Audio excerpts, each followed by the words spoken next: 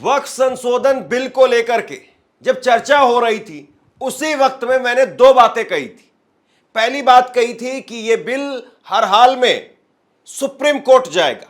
सरकार के पास में नंबर है, आंकड़े हैं, बहुमत है, वो लोकसभा में, राज्यसभा में इसको पास करवा लेगी, लेकिन सुप्रीम कोर्ट में इसको हो सकता है कि चैलेंज किया जाए। और अब वही बात हो रही है। बाकायदा सुप्रीम कोर्ट के अंदर दो अहम याचिकाएं पहुंच चुकी हैं। किस किसने याचिका डाली है और इस बात की कितनी संभावना है कि सुप्रीम कोर्ट इस पर वाकई कोई सख्त फैसला दे भी सकता है या नहीं? क्या सुप्रीम कोर्ट इस कानून पर रोक लगा सकता है या नहीं? इस पर बात करेंगे। बड़ी खबर है, विस्तार से बात करेंगे। दूसरी जो बात मैंने कही थी वो ये था कि भाजपा इस बिल को लेकर के ना जाने किस किस तरीके के झूठ फैलाएगी, और आईटी सेल तो आप मत ही पूछिए कि क्या करेगा। ये दो आशंकाएं मैंने जाहिर की थी, और दोनों की दोनों ये मेरी बातें अब सच होती हुई दिखाई दे रही है। योगी आदित्यनाथ और अनुराग ठाकुर ने सरेआम झूठ बोला है। अनुराग ठाकुर ने तो सदन के अंदर झूठ बोला है, और योगी आदित्यनाथ ने एक सभा के अंदर झूठ बोलने का काम किया, और उन दोनों के झूठ को भी बेनकाब करेंगे। उस पर क्या तथ्य निकल करके सामने आए हैं वो भी आप गौर से सुनिए। सबसे पहले बात कर लेते हैं सुप्रीम कोर्ट की। सुप्रीम कोर्ट के अंदर वक्फ संशोधन बिल को लेकर के चैलेंज किया गया है। दो याचिकाएं इसमें लगाई गई है सुप्रीम कोर्ट के अंदर।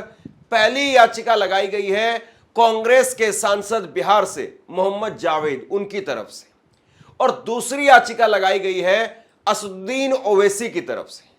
दोनों सुप्रीम कोर्ट में पहुंचे हैं और दोनों ने याचिका लगाई है, और दोनों ने याचिका लगा करके कहा है कि यह संविधान के अनुच्छेद 19, 25, 26 और 29 का सीधे तौर पर उल्लंघन करता है। और इस पर मैं आपको तर्क सुनाऊंगा अभिषेक मनु सिंघवी का। अभिषेक मनु सिंघवी जो सुप्रीम कोर्ट से कई बार उन फैसलों में पैरवी करते हुए जीत दिलाने का काम किए हैं, जो बड़े फैसले थे और भारत की राजनीति पर एक बहुत बड़ा, बहुत व्यापक असर डाल रहे थे। उन फैसलों में अभिषेक मनु सिंघवी ने जीत दिलवाने का काम किया, और अभिषेक मनु सिंघवी उनकी तरफ से वक्फ संशोधन बिल को लेकर के, और सुप्रीम कोर्ट इसमें क्या कुछ फैसला ले सकता है, इसको लेकर के अपनी संभावनाएं बताई है, और बड़ी पॉजिटिव उन्होंने बात कही है। आगे मैं आपको बताता हूं, लेकिन उससे पहले कांग्रेस के सांसद इमरान मसूद क्या कह रहे हैं आपकी स्क्रीन पर।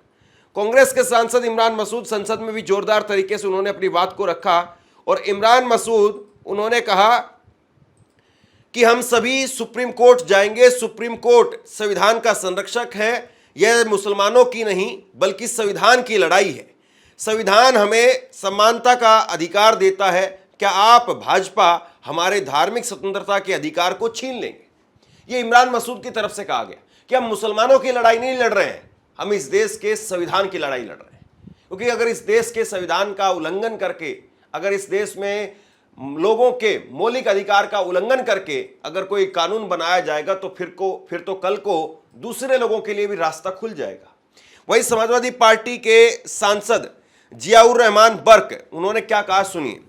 वो कह रहे हैं कि हमने और विपक्ष की तमाम पार्टियों ने वक्फ संशोधन विधेयक का विरोध किया है, और इस सिलसिले में आगे क्या रणनीति बनानी है, क्या यह तय करना है। यह बिल लोकसभा और राज्यसभा में से पास हो गया है। हमारे पास में अब कोर्ट का रास्ता बचा है। हम सबसे चर्चा करके आगे का कदम उठाएंगे। हमारे लिए यह इतिहास का एक और बुरा दिन रहेगा।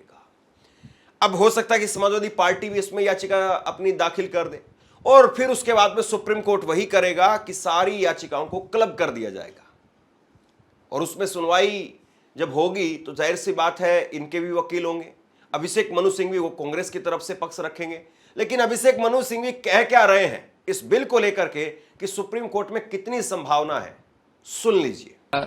मुझे इस पे कोई संदेह नहीं है कि अगर इस पे चुनौती दी जाएगी कभी भी बाद में, तो बहुत अच्छा चांस है कि न्यायपालिका इसको असंवैधानिक करार करेगी, विशेष रूप से अनुच्छेद 26 और 25 के अंतर्गत। अब सुप्रीम कोर्ट में इस बिल को रखा जाएगा, वहां पर चैलेंज किया जाएगा, और उसमें बाकायदा आधार हैं जिसके आधार पर यह बिल चैलेंज किया। बिल लोकसभा में पास हो गया, राज्यसभा में पास हो गया, और अब इसको लेकर के सड़क से लेकर संसद तक विरोध हो रहा है। और अब चूंकि संसद में यह काम खत्म हो गया है तो सुप्रीम कोर्ट में अब बात पहुंच जाएगी और सुप्रीम कोर्ट में इसको लेकर के विरोध होगा और सुप्रीम कोर्ट में यह सिद्ध करना पड़ेगा कि हां वाकई यह हमारे अधिकारों का उल्लंघन कर रहा है और उसके बाद सुप्रीम कोर्ट इसको सुनने का काम करेगा। लेकिन उससे पहले सुन लीजिए कि भाजपा के नेता क्या कर रहे हैं। भाजपा के नेता अनुराग ठाकुर, भाजपा सांसद अनुराग ठाकुर, ये अनुराग ठाकुर वही हैं गोली मारो डैश डैश डैश। ये अनुराग ठाकुर संसद के अंदर बोल रहे हैं। संसद के अंदर खड़े होकर के अनुराग ठाकुर कह रहे हैं कि वक्फ संशोधन बिल जब आया है तो उससे कैसे जो है वो फायदा होने वाला है, वरना ये वक्फ के नाम पर किस तरीके से मुसलमान लगातार कब्जा करते चले जाते। और उन्होंने बेट द्वारका का एक उदाहरण बताया कि उस पर वक्फ ने अपना दावा ठोक दिया था, जबकि सच्चाई ये है कि इसको लेकर के वहां पर भाजपा की गुजरात की सांसद ने कहा था कि ऐसा कोई दावा नहीं किया गया, ये सरासर झूठ है। सर बेट द्वारका के 2 द्वीपों पर दावा ठोक दिया है। क्या भगवान कृष्ण से पहले इस्लाम धर्म आ गया था? क्या भगवान कृष्ण से पहले इस्लाम धर्म आ गया था? सर यही नहीं, कल क्या आनंद भवन और नेशनल हेरिटेज पर आकर मैंने अभी बार सुना था कि आनंद भवन और नेशनल हेरिटेज पर वक्फ बोर्ड अपना दावा ठोकने वाले हैं, तो दे दोगे क्या? अनुराग ठाकुर ने संसद के अंदर जो बात कही, ओल्ट न्यूज ने उसका पूरा पर्दाफाश किया है। ओल्ट न्यूज के पत्रकार मोहम्मद जुबैर, उन्होंने बाकायदा ट्वीट किया और एक लिंक भी पेस्ट किया है। क्या कह रहे हैं सुनिए। संसद में वक्फ संशोधन विधेयक पर चर्चा के दौरान अनुराग ठाकुर ने कहा कि वक्फ बोर्ड ने बेट द्वारका के 2 द्वीपों पर भी दावा ठोक दिया है। अब विडंबना यह है कि इस झूठ के दावे को एक बीजेपी सांसद ने ही 4 साल पहले खारिज कर दिया था और बाकायदा इन्होंने अपनी इस रिपोर्ट में सबूत के तौर पर भाजपा सांसद का बयान दिखाया है। भाजपा सांसद ने 4 साल पहले ही इस झूठ को बेनकाब कर दिया। उन्होंने कहा कि ऐसा कोई दावा नहीं ठोका गया। लेकिन देखिए साहब, इनका झूठ जब तक आप सच बताएंगे तब तक वो देश के 4 चक्कर काट चुका होता है, क्योंकि इन्होंने ऐसा मैकेनिज्म तैयार कर दिया। अब देखिए योगी आदित्यनाथ क्या कह रहे हैं। योगी आदित्यनाथ एक सभा में थे और योगी आदित्यनाथ कह रहे हैं कि हम तो प्रधानमंत्री नरेंद्र मोदी का धन्यवाद देना चाहते हैं कि प्रधानमंत्री नरेंद्र मोदी ने ये वक्फ के कानून में संशोधन कर दिया, वरना इन लोगों ने तो महाकुंभ के ऊपर दावा ठोक दिया था। दरअसल योगी आदित्यनाथ यहां पर इस बात को छुपा रहे हैं कि जिस मौलाना ने यह दावा ठोका था वो मौलाना कोई और नहीं है, वो मौलाना भाजपा का घोर समर्थक है, नरेंद्र मोदी का समर्थक है। उसी मौलाना ने, ये देखिए तस्वीर जरा, ये वो मौलाना है जिसने समर्थन किया था नरेंद्र मोदी का कि नरेंद्र मोदी को 2024 के लोकसभा चुनाव में जिताओ। इसी ने मोहम्मद शमी को लेकर के कहा था कि मोहम्मद शमी ने पानी क्यों पी लिया, रोजा के अंदर कोल्ड ड्रिंक क्यों पी ली, रोजा टूट गया इससे। उस पर खबरें बनाई गई तमाम जगह पर। और इसी मौलाना ने वक्फ को लेकर के, वक्फ की तरफ से एक दावा किया महाकुंभ को लेकर, और यही मौलाना अब कह रहा है बहुत बहुत धन्यवाद हो उन तमाम सांसदों का। मैं एक एक करके वो सारी वीडियो आपको दिखाने वाला हूं, लेकिन उससे पहले आप योगी आदित्यनाथ को सुन लीजिए। अब तो हम प्रधानमंत्री जी के प्रति आभार व्यक्त करते हैं। देखा ना वक्फ बोर्ड ने कैसा मनमानापन उस समय बयान दे रहे थे। जब हम कुंभ का आयोजन करने जा रहे थे उस समय वो बयान दे रहे थे कि प्रयागराज में कुंभ की भूमि भी वक्फ की भूमि है। अबे हमने कहा ये बोर्ड क्या भूमाफिया बोर्ड हो गया क्या? भूमाफिया प्रदेश में नहीं चल सकते। माफियाओं को तो हम पहले ही विदा करा चुके हैं प्रदेश से। अब उत्तर प्रदेश में माफियागिरी नहीं चलेगी। महाकुंभ भव्य और दिव्य होगा। और बहनों और भाइयों, और भव्य और दिव्य कुंभ हुआ है। हम आभारी हैं प्रधानमंत्री मोदी जी के, गृह मंत्री अमित शाह जी के, जिन्होंने वक्फ बोर्ड की मनमानी पर लगाम लगा करके वेलफेयर के कार्य के साथ ये सभी बोर्ड जुड़े। इसके लिए वक्फ बोर्ड से संबंधित एक अत्यंत महत्वपूर्ण अधिनियम को संसद में, लोकसभा में पारित किया है। आज राज्यसभा में भी पारित होगा।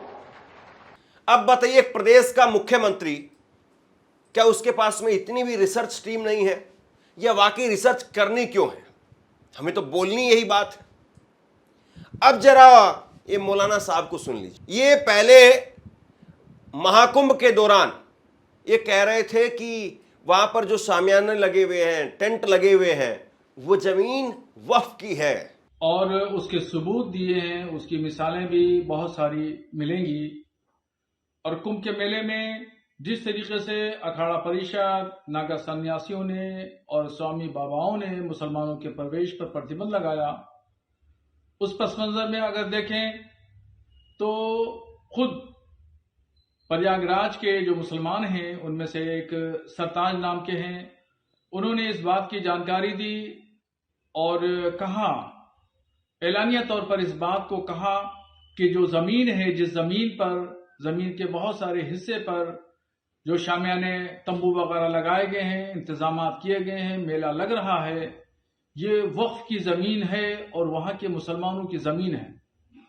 मगर दरियादिली देखिए मुसलमानों की कि मुसलमानों ने कुंभ के मेले की तैयारियां, शामियाने और पिंडाल, रोड और सड़कें और खड़ंजों पर कभी मना नहीं किया कि यहां पे मत लगाइए।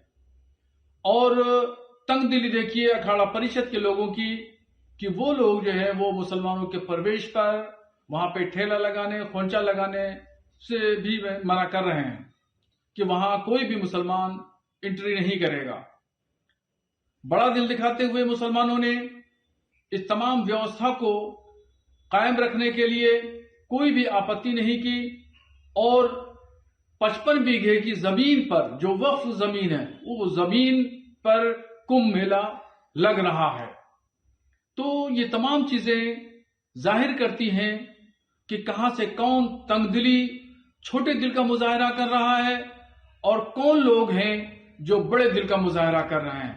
इन तमाम चीजों को बहुत गौर से साधु संतों को सोचना चाहिए। वहां के जो जिम्मेदार लोग हैं उन लोगों को इस पर गौर करना चाहिए। मौलाना का नाम है साहबुद्दीन रिजवी और साहबुद्दीन रिजवी की 2024 की एक बाइट में आपको और सुनाता हूं। 2024 में मोहम्मद साहबुद्दीन रिजवी वो कह रहे थे कि नरेंद्र मोदी को जिताइए।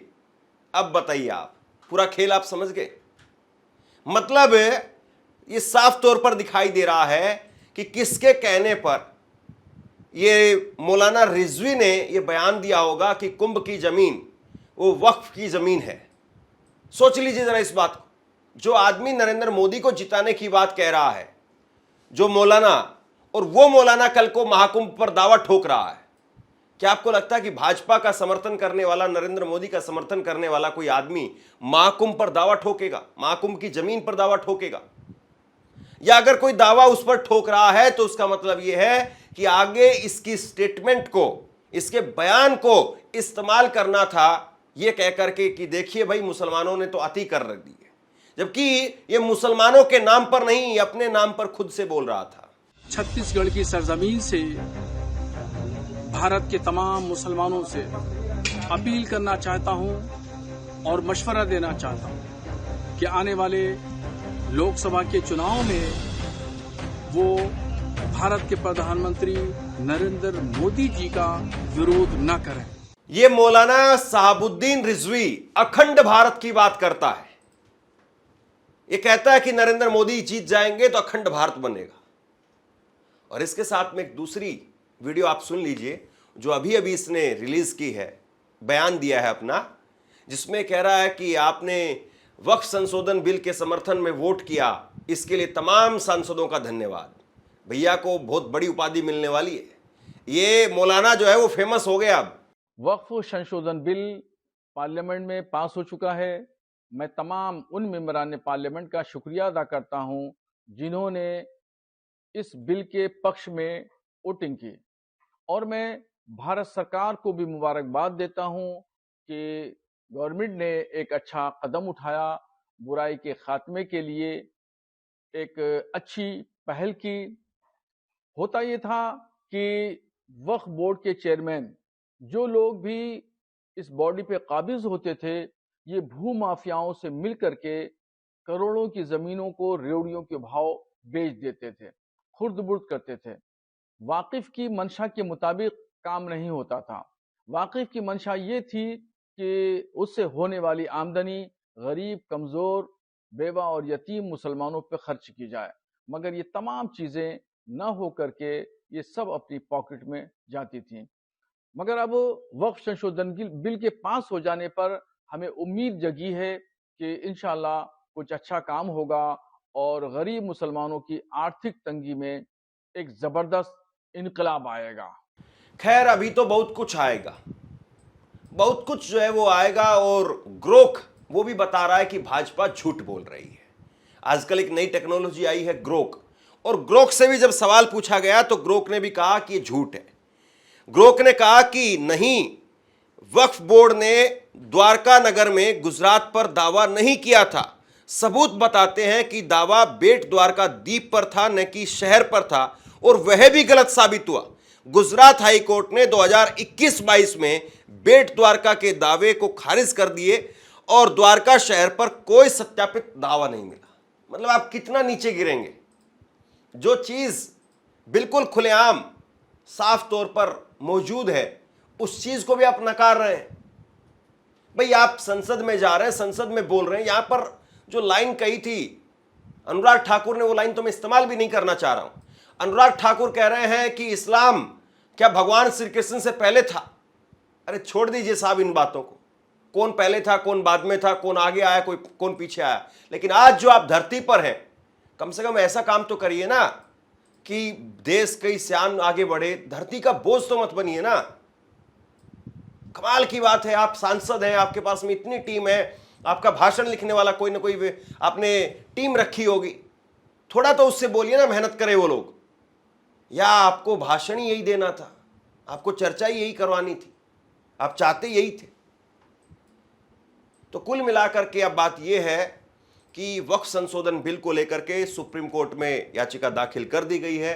सड़क पर भी इसका विरोध हो रहा है, और जाहिर सी बात है मुस्लिम तबका या मुस्लिम संगठन अलग अलग वो दिखाना चाह रहे हैं कि हम किसी तरीके से कमजोर नहीं हैं। और जाहिर सी बात है, कोई भी संगठन है या कोई भी समुदाय है, जब उसको लेकर के कोई कानून आता है, किसानों को लेकर के कानून आए, तो किसानों ने अपनी ताकत दिखाई। कोई भी संगठन जब उसके खिलाफ या उसके लिए कानून आता है या उसको पसंद नहीं आता है, तो अपनी ताकत का प्रदर्शन करते हैं। अब देखना यह है कि इसमें किस तरीके से क्या रास्ता निकलता है। क्या सरकार झुकती है, या सुप्रीम कोर्ट वो कोई अंकुश लगाता है, या राष्ट्रपति वो कहीं पर इस बिल को वापस भेजने का काम करती है, या इस पर फिर से विचार करने की बात कहती है। यह भी अपने आप में बड़ा सवाल है। बहरहाल, आप लोग क्या सोचते हैं नीचे कमेंट बॉक्स में लिख करके जरूर बताइए। इस वीडियो को शेयर कीजिए और इसी तरह की तमाम खबरों के लिए ऑनलाइन न्यूज़ इंडिया को सब्सक्राइब कीजिए। बहुत बहुत धन्यवाद।